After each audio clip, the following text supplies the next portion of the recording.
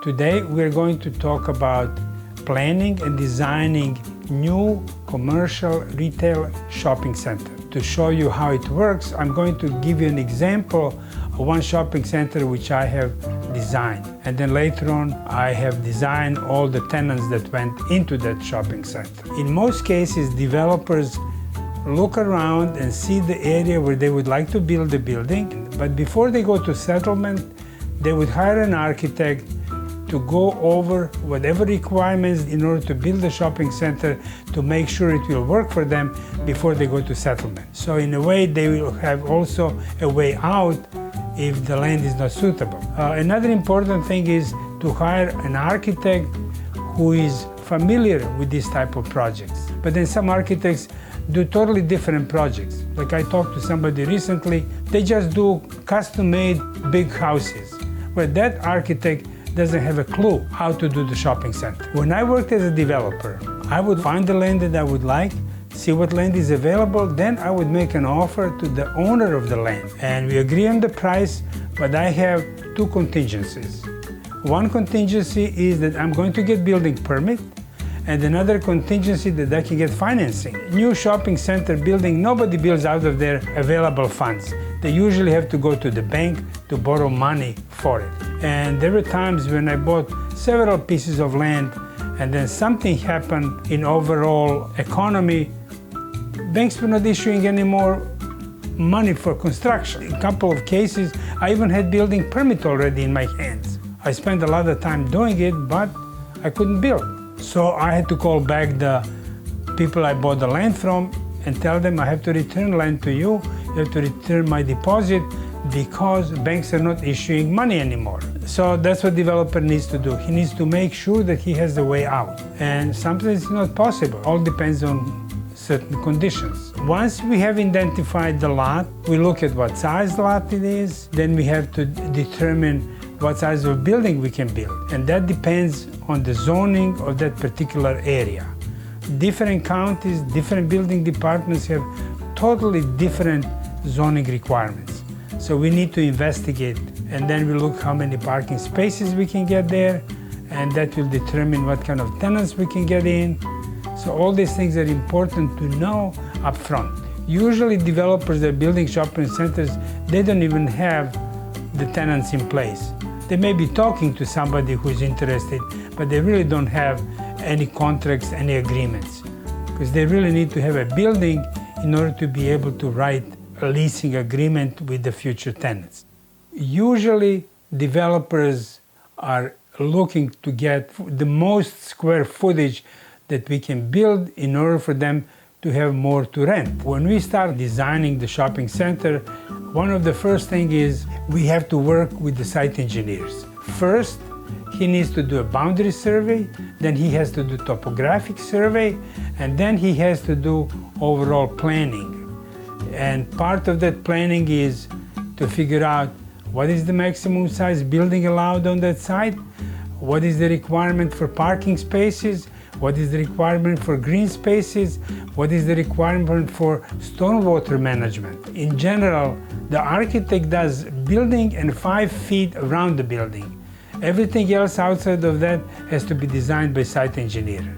In general, what we always look for is how many parking spaces do we have to have for certain size of building.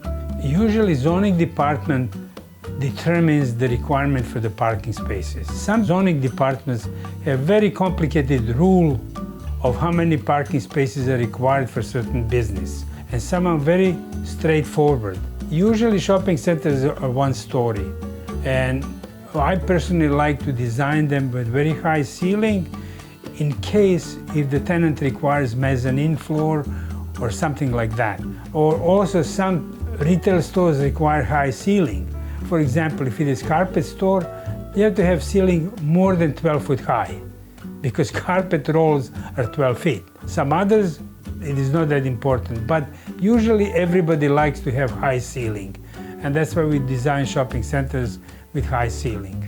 Every size of tenant spaces for small tenants goes from 1,000 square feet to about 2,500 square feet. I particularly like anything between 1,000 to 1,500. If you need more than that, you can always take 2 spaces. I usually like to design to be also flexible. So let's say we decide to have a bunch of spaces 1,200, but we don't necessarily build demising walls right away. Once we get a tenant, we see how much space he needs, we can move the demising wall and make it to be space of 1,500 or make it less than 1,000.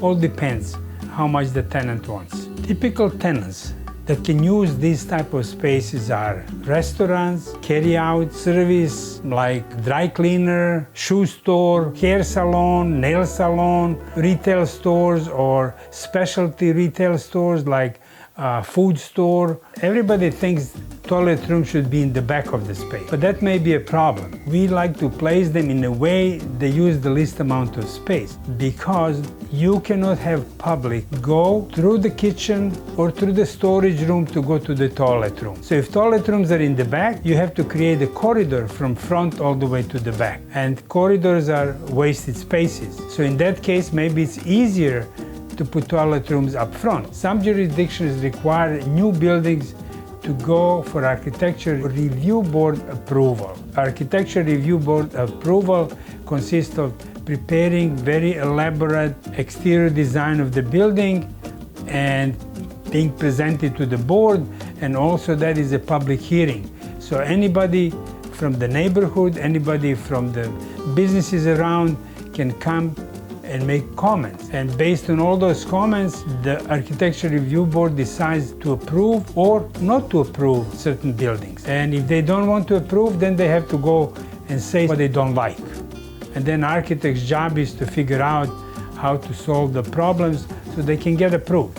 And this particular building is located in Fairfax City, but the jurisdiction line goes right through the middle of the property. One half of the building in city of Fairfax, another half was in Fairfax County. So those two building departments are totally two different entities. We had to review and talk to both of them to figure out who are we going to go with, where are we going to submit our drawings. And after big discussion, it was decided that site plan will have to be reviewed by both and approved. But the building itself is going to be only reviewed by the city of Fairfax. But later on, when we do tenants, depending in location of the tenant within the building, it had to be reviewed by city of Fairfax, or it had to be reviewed by the Fairfax County, depending in which area the particular tenant falls.